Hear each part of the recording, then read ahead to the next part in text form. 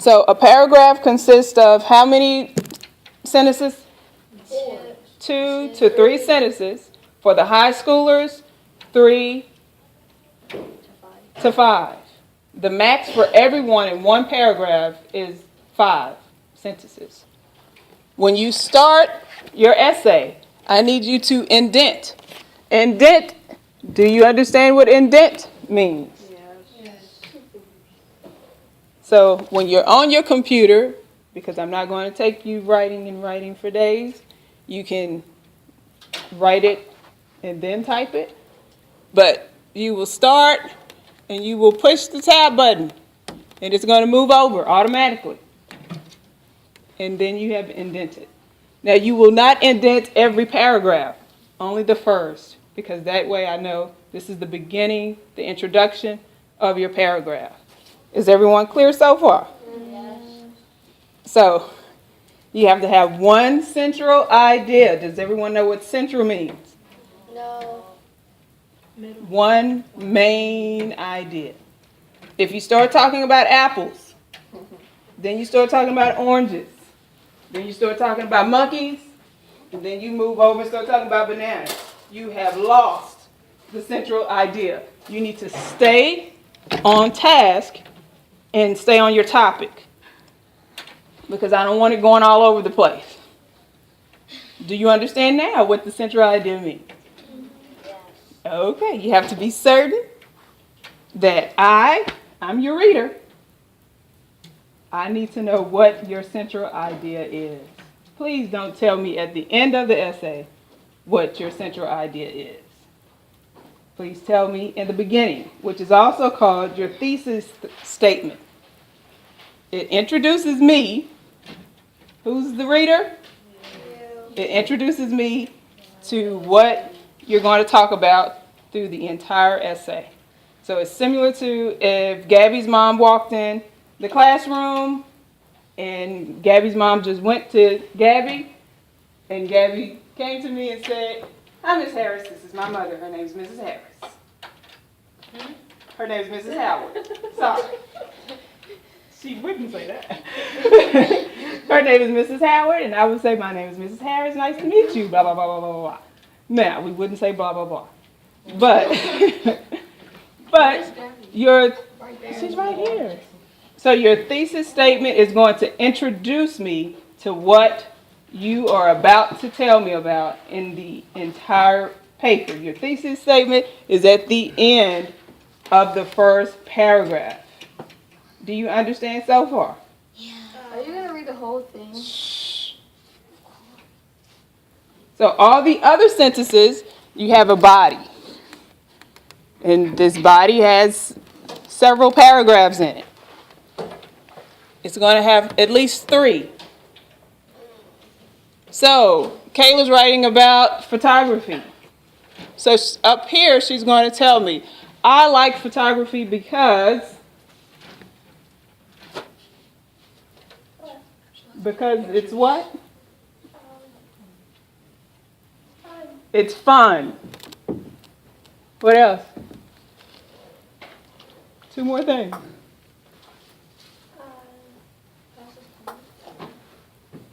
Why is photography important to you? Because it tells how, I don't know, it tells a story. It tells a story.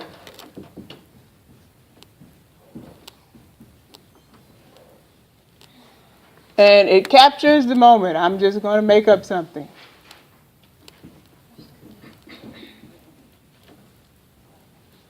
So that means my first paragraph is about fun. The photography being fun, not just the word fun. The second one is about how it tells a story. And the third one is about how it captures the moment. Then when I get to my conclusion tells me all of this that's in the body in one summary. It's going back and rephrasing everything, just summarizing it. So if you went to go see Teenage Mutant Ninja Turtles, you would not start off by saying, okay, well, we went to see Teenage Mutant Ninja Turtles, and then when it started, there was a girl, she saw the turtles when there was this big old robbery going on. That's going to take entirely too long. I want you to get exactly to the point. It was a great movie. It was a lot of good graphics. So you're only summarizing the story. Do you all understand that? Okay, well, we'll practice. So you're going to tell why it's important. You're going to then go on to give reasons why it's important. And you're going to show me examples why Oreo is the best cat or the most evil cat in the world. My cat is evil. So you're going to give me examples. So if you tell me your cat is evil and that's it, that's not an example. But the other day you told me, well, the cat is stubborn. The cat looks at you like you're crazy. If you want it to move, it doesn't. It just sits there. The other day I told the cat to move and it at me. So that's actually an example. Okay? Your cat was me. Oh yeah, when I told her to come inside, she completely ignored me. See, that's an example. That's telling me an example about Oreo. Okay, and so Oreo is my mom's. my friend has a cat that's black and white, and his name is Oreo. Yeah. And Oreo is very playful, and then the other one is Lovey, and Lovey is mean. I don't know how it got the name Lovey. Okay, moving on. So after you get finished making sure you have all the details, you have to make sure that each of these paragraphs bridge to the next paragraph. So you can't just say, well, photography is fun, and then I just start saying, well, it tells a story. Okay, what just happened? It tells a story. No, I'm lost. Yes, you have to make sure that it flows. Your sentences have to flow like the water, like the river. What if it don't? What? Then I'll go back to it and tell you. This has to link from here to there. So also, key terms. If you're talking about fashion, a cat, a boot, art, whatever your specific topic is, that word you might say over and over. But what I don't want you to do is repeat the same word over and over and over. What I mean by that is, don't say I like, I like, I like, I like, I like, I don't like, I don't like, I don't like, and I don't like, I like, I like, I like, I like. See how boring that is? Yes. Yes. So try not to use the same word more than twice, really more than once, but more than twice in the same paragraph. If you use the word more in one paragraph, try to use the word like in addition to, furthermore, or another. So don't use the same word over and over in a paragraph. At the end of the paragraph, leave a bridge to the next paragraph to make sure you know all the points of view that's in your essay. Do you have any questions before we go over here? Let's go. Okay. Can you sign me off? That came out of Without water, my family would die. Drew, can you see that? Miss Harris, Yes. you put without water, my family would die. Okay. Now, excuse me. We're going to look at the first paragraph. The opening paragraph. This paragraph has 1, 2, 3 sentences. It says water is an essential part of our everyday lives. That's my opening for the paragraph. It is also essential to our environment and region. If we want more of it, we should start conserving it now. Even the smallest things can give us a head start. Conserving every drop of water counts. This is where it's telling me what I'm about to read. Because the use of water impacts our health, household, and environment. The thesis statement in this paragraph is conserving every drop of water counts because the use of water impacts our health, household, and environment. So my first paragraph is going to be about how water impacts our health. The second paragraph will be about households with water. And my third paragraph is going to be about how water affects the environment.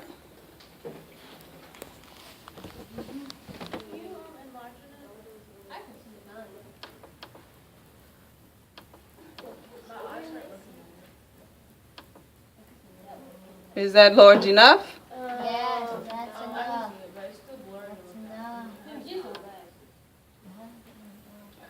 Okay, I'm going to go down to my last paragraph.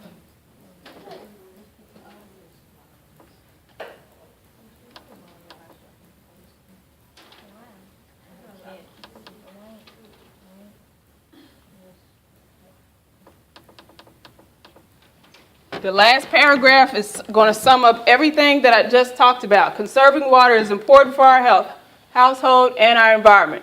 Understanding why we need water, such as in order to stay alive, to help get rid of germs, as well as helping things grow, it only makes sense to know water is valuable.